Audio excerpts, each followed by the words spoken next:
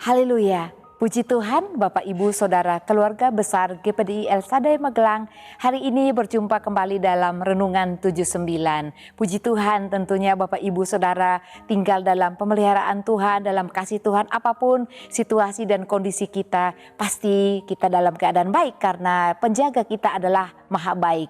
Puji Tuhan. Mari sama-sama kita mendeklarasikan iman kita. Revival, saya berubah, saya berkarya, saya menjadi berkat. Mari renungkan Bapak Ibu ya. Dalam setiap hari hidup kita belajar berubah dari hal-hal yang tidak baik menjadi baik.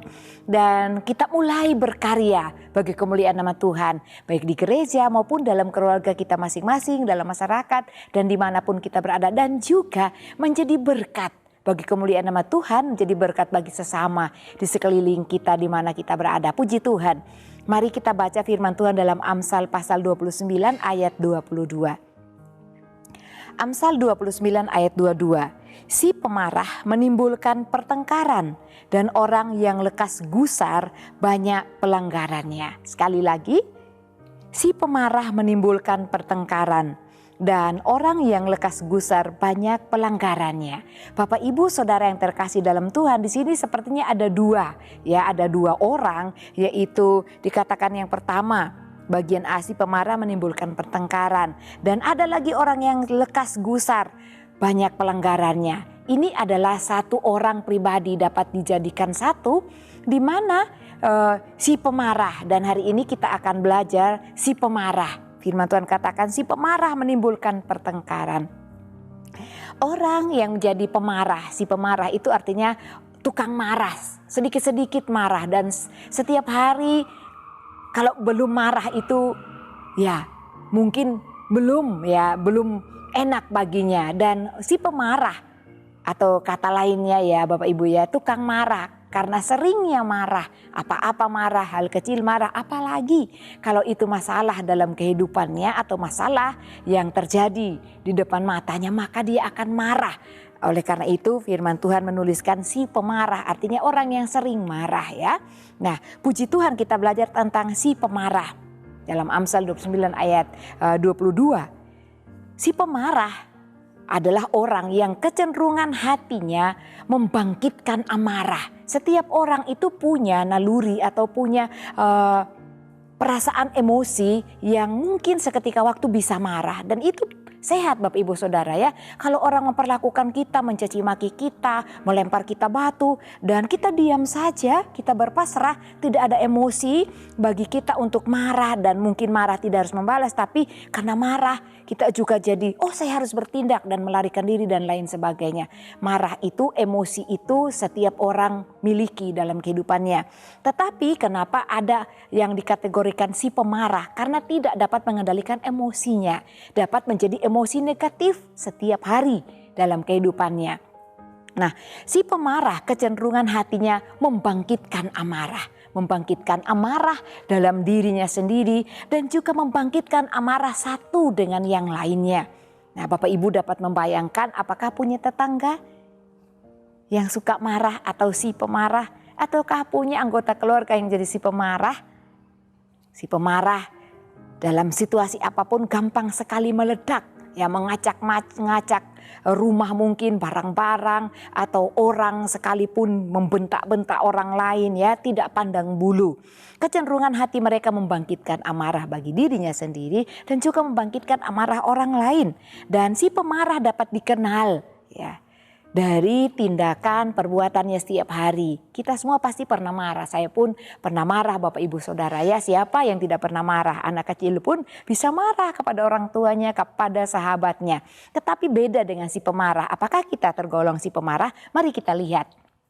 Si pemarah dalam kehidupannya selalu menimbulkan pertengkaran. Dan berikut, si pemarah selalu menyusahkan dan suka sekali bertengkar di dalam keluarga. Ada yang setiap hari atau 2 hari sekali suka bertengkar dengan keluarganya sendiri, menyusahkan, suka bertengkar dengan keluarga. Dan juga si pemarah dikatakan suka bertengkar dengan orang lain, dengan lingkungan. dalam lingkungan keluarga bertengkar, dengan lingkungan, dengan tetangga, suka bertengkar Bapak Ibu Saudara. Nah, hal-hal seperti ini yang perlu kita perhatikan. Kalau kita sampai marah dengan lingkungan kita, dengan tetangga kita, ini juga membuat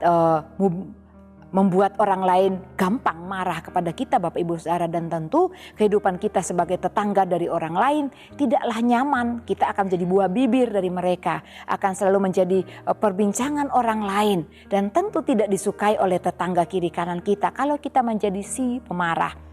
Dan juga si pemarah itu meniupkan bara.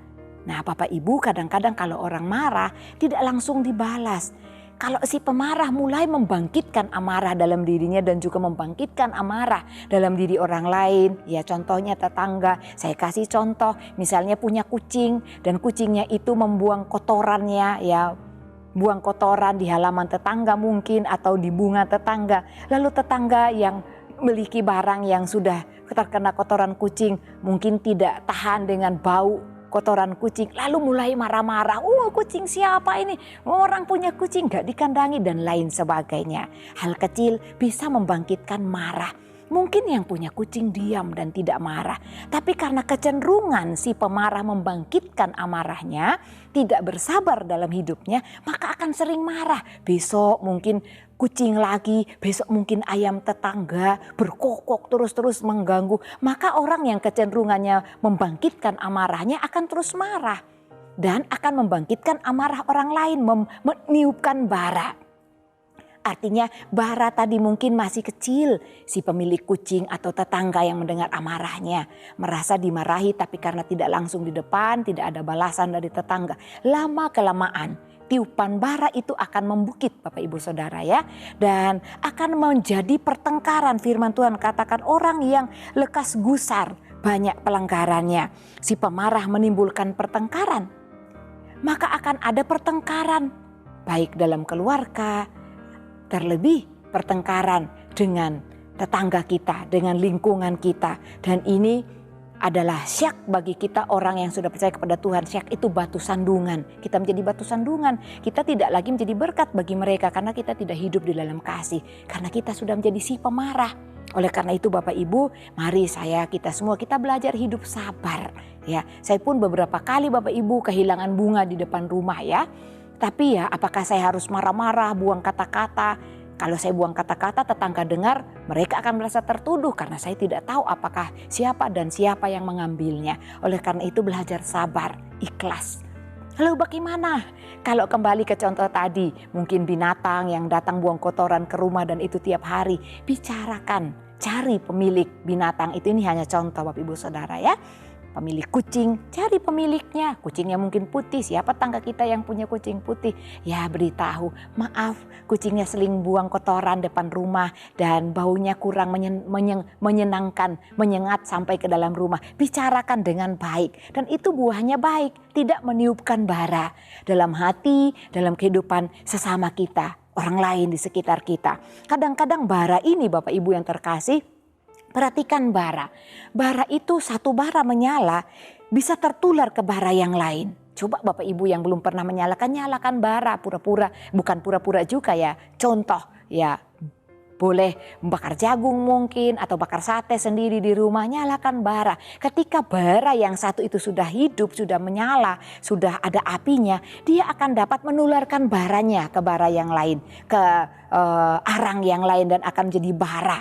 Semua akan jadi bara yang siap dipakai, panas. Demikian dengan kehidupan manusia. Ketika kita meniupkan bara, yaitu si pemarah, marah kepada orang di sekitarnya, maka banyak orang yang akan jadi marah. Mungkin tadi tetangga kanan, sekarang tetangga kiri, muka depan dan belakang rumah. Bahkan banyak orang yang membenci kita. Oleh karena itu tidak perlu kita menjadi si pemarah. Marah itu positif. Tapi ketika kita tidak dapat mengendalikannya maka akan menjadi negatif. akan menjadi bahaya dalam kehidupan kita. Dan juga si pemarah ya, bahkan dia memaksa orang-orang untuk bersengketa dengannya. Nah, tadi meniupkan bara itu termasuk membangkitkan ya, memaksa orang lain untuk bersengketa dengannya. Orang yang tidak punya hubungan dengan kucing tadi ya, karena terkena bara dari orang lain ya, mungkin curhat, menyampaikan sakit hatinya oleh kata-kata si pemarah, maka akan memaksa orang lain untuk bersengketa, untuk bermasalah dengannya. Mencari masalah, masalah kecil menjadi besar. Bapak Ibu Saudara ya, bahaya dari si pemarah.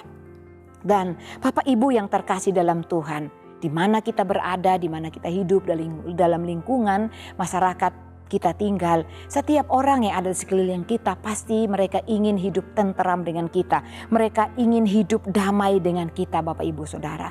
Oleh karena itu kita harus menyebarkan damai sejahtera. Kita harus membagikan sukacita kepada orang lain. Apa yang menjadi kekesalan kita, biarkanlah itu hanya rahasia dalam keluarga kita masing-masing. Tidak perlu kita menceritakan kepada tetangga. Kadang-kadang kita cerita satu bisa jadi 5 ceritanya. Karena versi orang-orang berbeda-beda. Apalagi kalau kita menjadi si pemarah. Wow, maka itu akan cepat sekali membawa dampak yang tidak menguntungkan bagi pribadi kita, bagi keluarga kita sendiri. Kadang-kadang ketika kita menjadi si pemarah, yang rugi bukan hanya kita, Bapak Ibu. Ya, seisi keluarga kita akan mengalami dampak kerugiannya. Oh, itu anaknya si ini, oh itu ibunya si ini, oh itu bapaknya si ini. Anaknya kena, saudaranya kena karena perbuatan satu orang. Oleh karena itu jangan pernah kita menjadi si pemarah, meniupkan bara. Ya, bukan datangkan kerugian bagi diri kita sendiri. Oleh karena itu mari kita kendalikan amarah kita, kendalikan sikap hati kita setiap hari. Karena marah itu bisa aja datang terjadi seketika waktu di dalam kehidupan kita. Dan kecenderungan seperti ini, kecenderungan membangkitkan amarah dalam diri kita berlebihan, maka akan membangkitkan murka Allah. Sebab marah itu adalah dosa, Bapak Ibu Saudara ya. Dosa di hadapan Tuhan, dan dosa karena amarah, karena si pemarah dapat menghalangi manusia atau siapapun untuk berseru kepada Tuhan. Karena sudah ada dengki dalam hati, mau berdoa pun merasa nggak bisa. Karena perbuatan si pemarah. Oleh karena itu mari kita belajar untuk menjadi orang-orang yang terus rendah hati, bersabar, minta roh Tuhan memberikan kita kesabaran, Bapak Ibu Saudara ya.